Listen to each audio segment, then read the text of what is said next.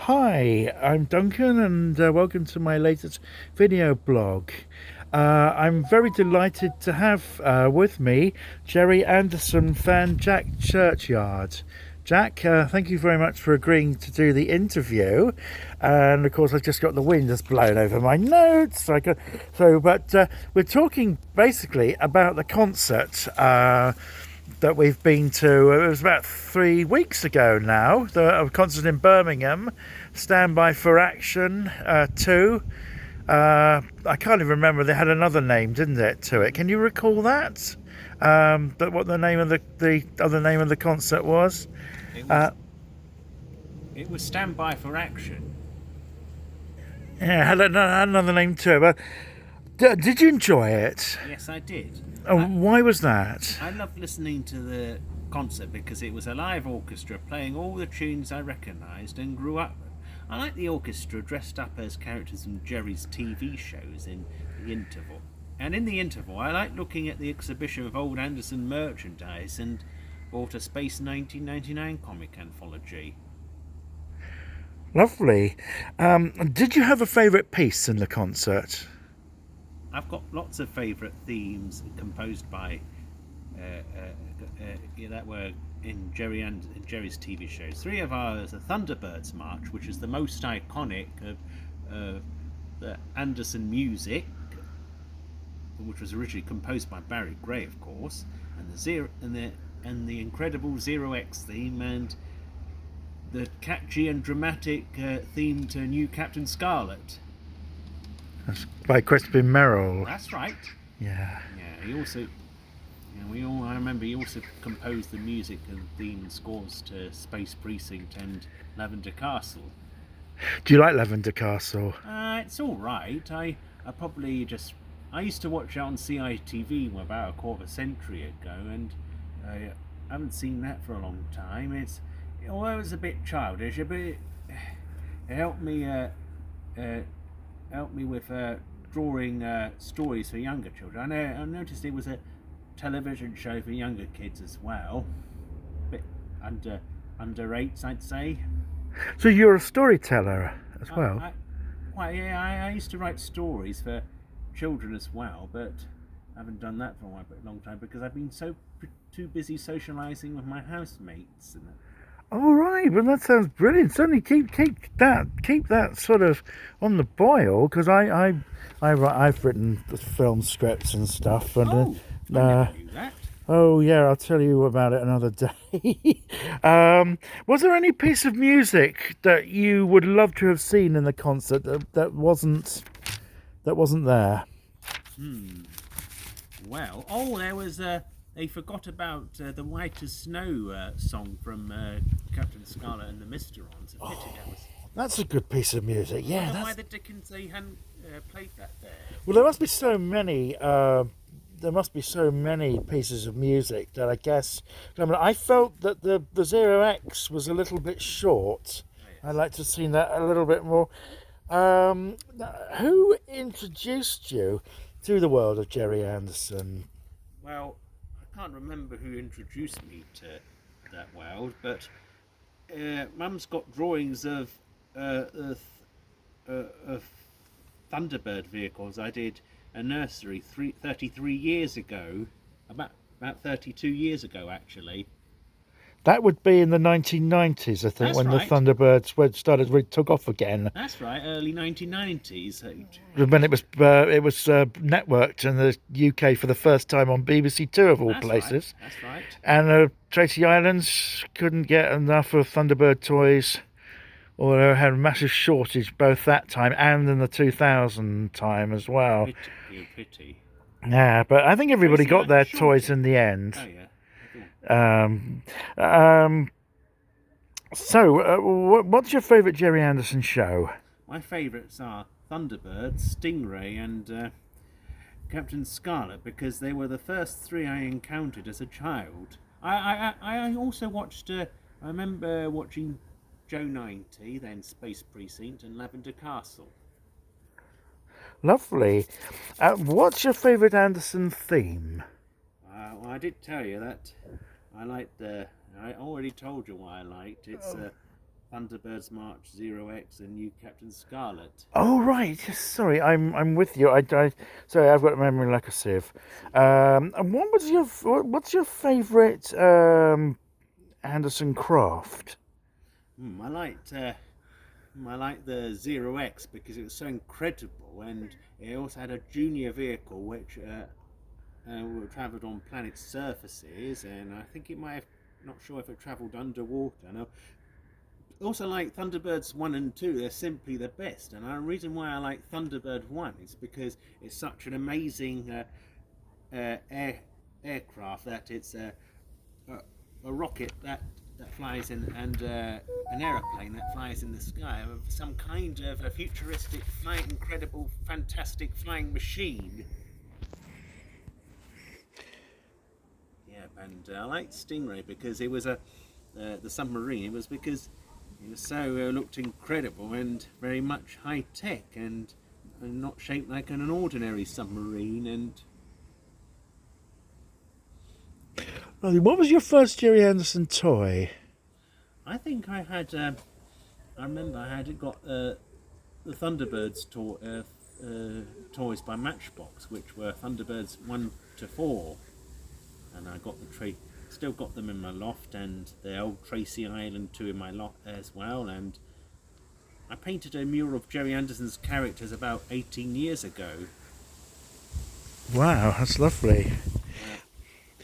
As well as liking Gerry Anderson shows, is there any other fantasy shows that you really like? Oh, I quite like Doctor Who, and I also like Star Trek, and bit into Star Wars as well. And I like sitcoms like Dad's Army, The Big Bang Theory, and also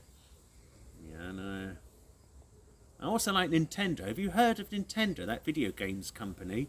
Oh, indeed, yes. Yes, Super Mario, Legend of Zelda, and yep, And they do programs from them, do they? Well, they did about 3.5 decades ago. Uh-huh. I heard they did there's a Pokemon cartoon. I used to like Pokemon, but I grew out of it when I grew out of it when I was in my mid-teens. Oh, well. And did you know the fact? You know Pokemon is Japanese. Did you know that most of Gerry Anderson's shows are popular in Japan as well? Oh, he's massive. He's massive in Japan. Yeah, incredible. Absolutely massive in Japan. And of course, that's where you can still get loads of kits. They make lots of lovely merchandise. If you went, the first thing you could do when you went to Japan is get to the nearest toy shop, and because they have these very short deals that they do where a toy is only available for a very short time, then it's deleted because apparently there's a plastic shortage in Japan, somebody told me. But they do a lot of wonderful merchandise out there. And some of them they keep the original theme tunes, some they write their own theme music to the theme tune. The Captain Scarlet one is hysterical. It was different to the British version. I did check them out on YouTube, yeah. And I think they had a little bit of Barry. They had Barry Gray, but they also had their own song for Captain Scarlet. The Japanese version. It was a mighty jolly song, but it was a bit. Gerry Anderson thought it was ridiculous. He had a good laugh about it, but of course he doesn't. It's a different culture, so I think it's just great that the series is so popular and they were doing as well. Have you ever watched Blake 7? Oh, you'd love Blake 7. You'd try that one out because I think you really enjoy it. I wouldn't say it's not a Gerry Anderson show, but it's a lot of fun, and it came at a time in 1978 when we had nothing Gerry Anderson was happening at all, and I think a lot of people adopted that show to their hearts, who were Gerry Anderson fans. But that's what I think I love about Gerry. All about? It's set about 1,000 years in the future, I think. Yes, a millennium. Yeah, you've got the whole universe is run by the Terran Federation, which is this evil totalitarian state, and Blake and his friends have got their hands on a spaceship and basically are freedom fighters. And I won't say anything more because I don't want to spoil it for you, because the show develops very nicely. But as I say, I think that I also love I love the Owen Allen shows. You know, like Voyage to the Bottom of the Sea. Oh, yeah, I've heard of that TV show. Lost in Space. Yeah, I've heard of that as well. Time Tunnel. Heard of that. And Land of the Giants. Well, they're worth checking out, because a lot of people call Owen Allen, who produced all these shows, the American Gerry Anderson, and we call Gerry the British Owen Allen, because they both. So just to end this interview on, do you prefer puppetry to the live action Gerry? I like actually both, really. I like actually both. That's a good answer. You know about these puppets that were in these Gerry Anderson's Super Mario Nation, the coloured ones. Why do I always think they look very much like realistic? But I can tell that they're puppets because of the way they move their bodies. But they were made realistically. Yeah. Well, the Captain Scarlet ones and Joe 90 were, and Secret Service, irony was that they were realistic in their looks, but they couldn't because they were not easy to operate. They don't tend to move about much, and that sort of takes away the illusion of life, you know, because they had to move the characters about, you know, rather than although I think that making those human proportions for Scarlet and Joe 90 was the right way to go, because they wouldn't have looked right with the big heads and the big hands. Sure, that would look very daft. Yeah, that's right. And I've seen some episodes of Super Car 4, Feather Falls and Fireball XL5, and the puppets, they look very much like puppets instead of humans, and their scenes and settings didn't look brassed as those in the Century coloured Super Mario Nation shows. Well, as they got more money every series, and then they were able to make it, the puppets, the faces with more expression,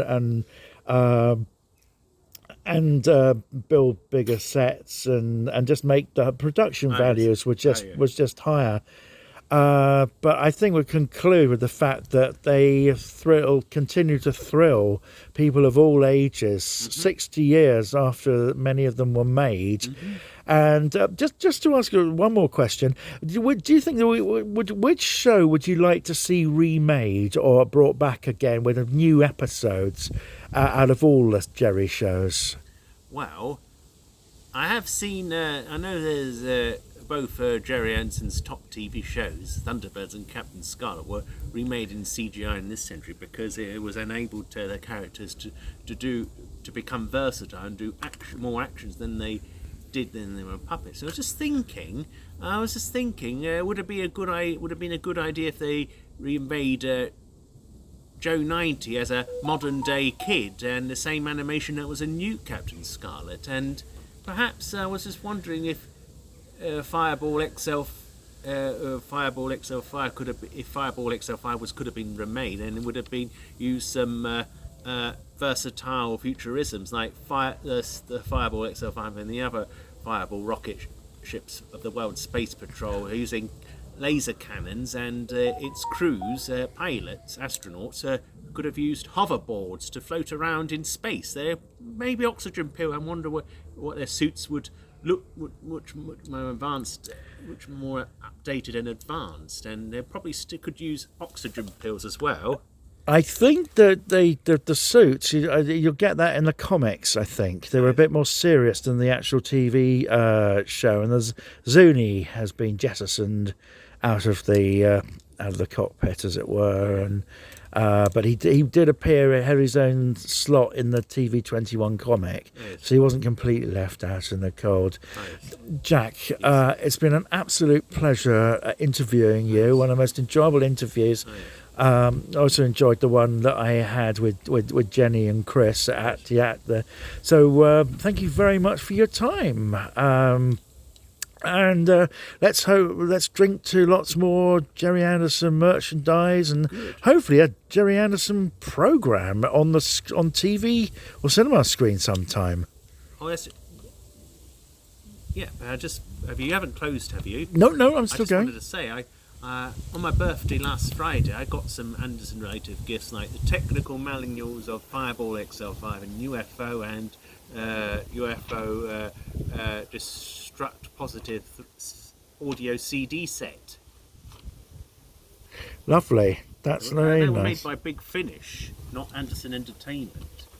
Well, the Anderson Entertainment, I think, were involved. It was between Big Big Finish and Anderson. It was a joint effort, I believe. Anyway, my friend, that's lovely. So signing out off, just going to say my video, my YouTube channel. If you like this, then please take the like button. Please share, and if you'd like to. If you'd like to subscribe to my channel, that would be lovely as well.